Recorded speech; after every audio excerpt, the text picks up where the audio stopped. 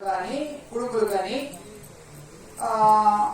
వెలగ అరటి కొబ్బరి మొదలగు ఫలాలను నివేదన చేసి ప్రసాదంగా తీసుకోవాలి అంటే. కానీ ఇది ఈ గణపతి నవరాత్రులను యువతరం వాళ్ళు తీసుకుని ఎంతో ఆడంబరంగా మైకులు పెట్టి పెద్ద పెద్ద గోలగా చేస్తూ విపరీతంగా డబ్బు ఖర్చు పెట్టు భక్తి అనేది లేకుండా చేస్తూ ఉన్నారు. అక్కడ కావుడు వ్యవహారం కూడా జరుగుతుంది. ఇది పనికి రాదు, సమాజానికి మంచిది కాదు. మనుషులు పుడుతూ ఉంటారు, పోతూ ఉంటారు, ఎవరు నిలవరు ఈ భూమి మీద. కానీ వాళ్ళు ఏర్పరచుకున్నటువంటి విలువలు ఆదర్శాలు శాశ్వతంగా ఎక్కడుంటాయో అక్కడ అలజడి ఉండదు, నెమ్మది ఉంటుంది, శాంతి ఉంటుంది.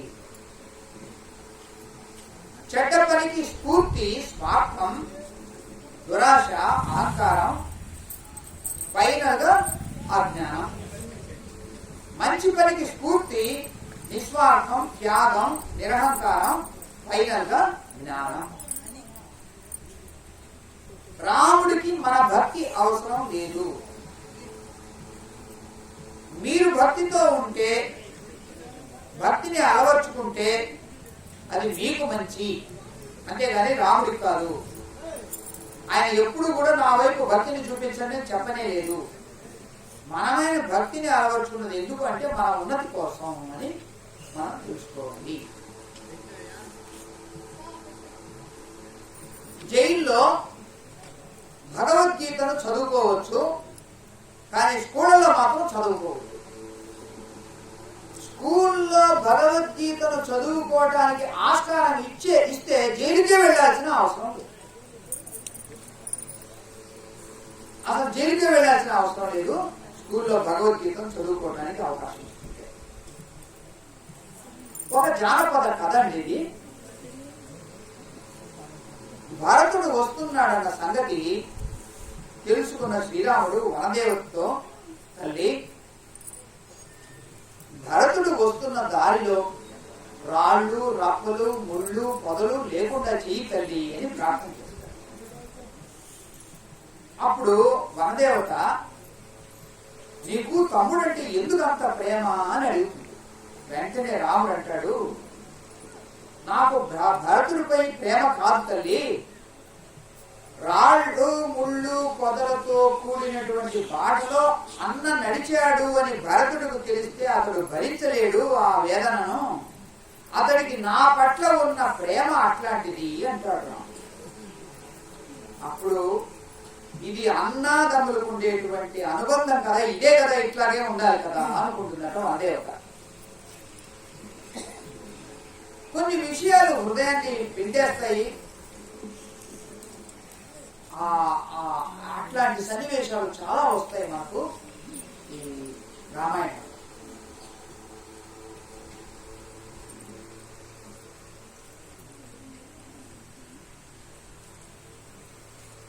చివరిలో, రామాయణం చివరిలో ఒక శ్లోకం వస్తుంది సుందరకాండలో. సీతాదేవి అన్వేషణగా వెళ్ళినటువంటి హనుమంతుడికి ఎంత వెతికినా గాని సీతమ్మ జాడ కనపడదు. ఎందుకు వచ్చా నేను ఇక్కడికి, నేను ఒకవేళ వెళ్ళి రాముడితో చెప్తే నాకు సీత కనపడలేదు అని వెంటనే రాముడు చనిపోతాడు.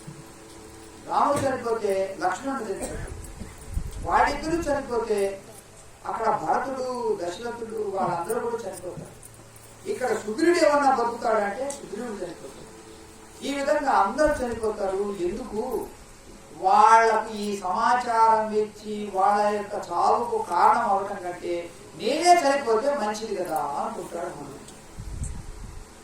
అప్పుడు అతడికి ఒక మంచి విషయం స్ఫురిస్తుంది. ఏంటంటే, వినాశే బహవో దోషాః జీవన్ భద్రాణి పశ్యతి తస్మాత్ ప్రాణాన్ ధరిష్యామి ధ్రువో జీవిత సంగమః. మరణించడంలో అనేక దోషాలున్నాయి.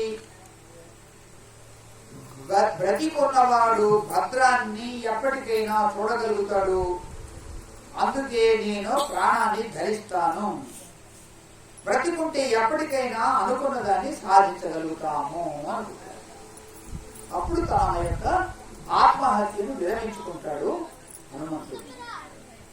ఒక చెడ్డ పని చేయటానికి ఎవరైనా పూనుకుంటే దాన్ని వద్దు అని అతని యొక్క అంతరంగం అంతఃకరణం గనక స్ఫూర్తినిచ్చింది అంటే అతను ఏదో పుణ్యం చేసుకున్నాడు.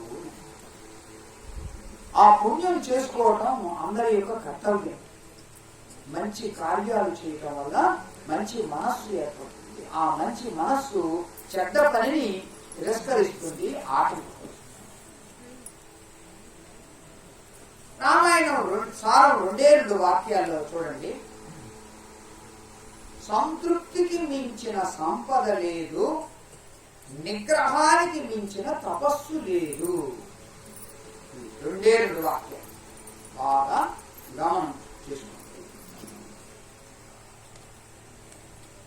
హక్కుల కంటే బాధ్యత గొప్పదని రామతత్వము, కష్టంలో కలిసి నడవాలన్నది సీతాతత్వము, కుటుంబ బాధ్యతను పంచుకోమంటుంది ఆ లక్ష్మణ తత్వము, నమ్మిన వారి కోసం తెగించమంటుంది ఆంజనేయ తత్వం. కొత్త విషయాలు తెలుసుకోవాలి అంటే పాత కథలను చదవాలి అని మా అమ్మ చెప్తూ ఉండేది. పాత కథలను కొత్త కోణంలో చూడాలని నేనంటాను. ఇది మనము